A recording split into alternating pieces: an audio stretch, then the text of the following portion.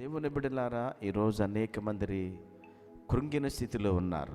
కొందరు కుటుంబ సమస్యలను బట్టి కృంగిపోతున్న పరిస్థితిని మనం చూస్తూ ఉన్నాం. కొందరు ఆర్థిక ఇబ్బందులను బట్టి కృంగిపోతున్న పరిస్థితులు మనం చూస్తూ ఉన్నాం. మరికొందరు అనారోగ్య పరిస్థితులను బట్టి కృంగిపోతున్న పరిస్థితులు మనం చూస్తూ ఉన్నాం. ప్రియ దేవుని బిడ్డలారా, దేవుని వాక్యం తెలియజేస్తూ ఉంది, ఎవరైతే కృంగిన స్థితిలో ఉన్నారో వారు ఏమవుతారట?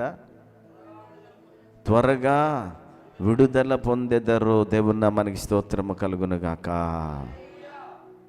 ఈరోజు చాలామంది వారు తాము కలిగి ఉన్నటువంటి పరిస్థితులను బట్టి, కుటుంబ బిడ్డల భవిష్యత్తును బట్టి, లేకపోతే భర్త త్రాగుడులో మునిగి తేలుతున్న విధానాన్ని బట్టి, పిల్లల విచ్చడివిలి జీవితాన్ని బట్టి, లేకపోతే తాము కలిగి ఉన్నటువంటి ఆర్థిక ఇబ్బందులను బట్టి, అంతేకాదు శారీరకంగా అనారోగ్యంతో బాధపడుతున్న పరిస్థితిని బట్టి, ఏంటి నా పరిస్థితి, ఏమైంది నా పరిస్థితి, దేవుడు ఏ దరికి నన్ను చేరుస్తాడు, ఈ స్థితిలో నుంచి నన్ను లేవనెత్తుతాడా,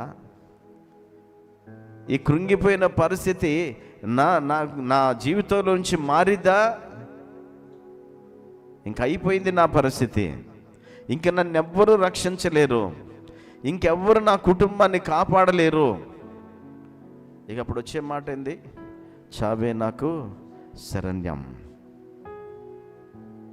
చావటం తప్ప మరి ఏది నాకు లేదు అని వాపోతున్నటువంటి ప్రియ దేవుని బిడ్డలారా, ఈడ కూర్చున్న మీలో కానీ, ఈ శబ్ద యంత్రం ద్వారా వింటున్న వారిలో కానీ ఎవరైనా ఈ స్థితిలో ఉన్నట్లయితే, కృంగిన స్థితిలో ఉన్నట్లయితే, దేవాది దేవుడు అంటున్నారు, వారు త్వరగా ఏమవుతారట? విడుదల పొందుతారు. త్వరగా విడుదల పొందుతారు. నువ్వు ఎవరిమైనా సరే, నీ స్థితి ఏదైనా సరే, ఏ పరిస్థితిని బట్టి నువ్వు కృంగి ఉన్నావో, నీ వ్యక్తిగత జీవితంలో కానీ, కుటుంబ జీవితంలో కానీ, ఆత్మీయ జీవితంలో కానీ, ఏ పరిస్థితుల్లో నువ్వు కృంగిపోయావో, ఏ పరిస్థితులను బట్టి విసిగిపోయావో, ఇంకా నా వల్ల కాదు అని నువ్వు డిసైడ్ అయ్యావేమో, ఈ భర్తను భరించడం నా వల్ల కాదు, ఈ కుటుంబాన్ని కాపాడటం నా వల్ల కాదు, ఈ అనారోగ్యముల నుంచి నన్ను విడిపించేవారు లేరని నువ్వు ఒకవేళ కృంగిపోతున్నావేమో, దేవుని వాక్యం తెలియజేస్తుంది. ఇది వాగ్దానంతో కూడినటువంటి వాక్యం. ఇది కృంగిన వారు త్వరగా విడుదల పొందుతారు. నమ్మితే చప్పట్లు కొట్టి దేవుణ్ణి మహింపరచుదాం. ప్రియ దేవుని బిడ్డలారా, తప్పకుండా విడుదల ఉన్నది నీకు. నువ్వు అనుకుంటున్నావు ఇంక అయిపోయింది నా పని, ఇంకా ఎవరి వల్ల కాదు అనుకుంటున్నావేమో, కానీ దేవాది దేవుడు సెలవిస్తూ ఉన్నాడు, కృంగిన నీ జీవితాన్ని ఆయన నిన్ను త్వరగా విడుదల కలిగించి నిన్ను ఉన్నత స్థితిలో నుంచి ఉన్నత స్థితికి హెచ్చించటానికి ఆయన సిద్ధంగా ఉన్నాడు. దేవుని మనకి స్తోత్రము కలుగునుగాక. హల్లెలూయా. మనకేమో 1, 2, 3, 4 ప్రయత్నాలు చేస్తాం. ఈ ప్రయత్నాలలో మనం ఫెయిల్ అయిపోతే ఇక అప్పుడు మన తీర్మానం ఏంటంటే ఇక అయిపోయింది నా పని.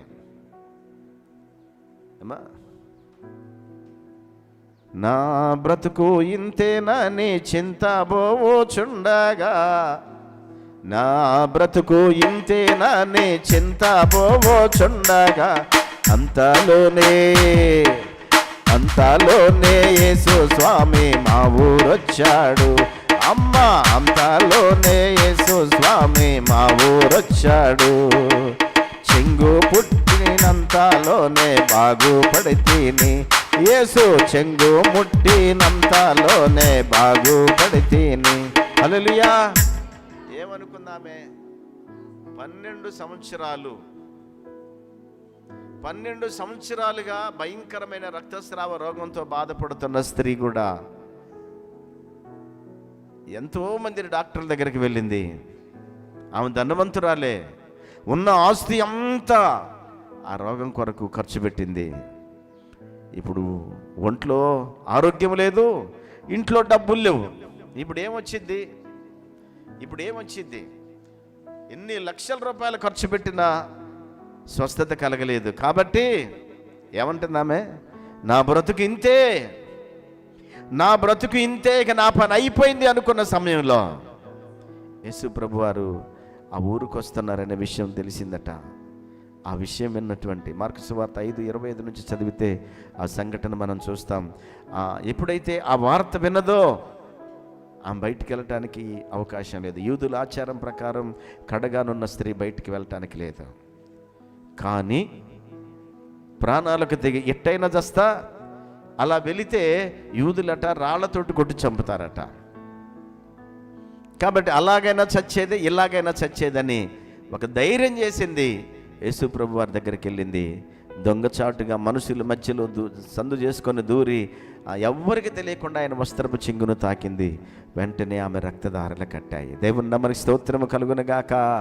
నా బ్రతుకు ఇంతే అని చింతపోతా ఉన్నటువంటి ఆ స్త్రీ యేసయ్య దగ్గరకు వచ్చినప్పుడు ఆ కృంగిని స్థితిలోంచి లేవనెత్తడమే కాదు, ఆమె సమస్యతో వచ్చింది, సంతోషంగా తిరిగి వెళ్ళింది. నమ్మితే చప్పట్లు కొట్టి దేవుని స్తుతించండి.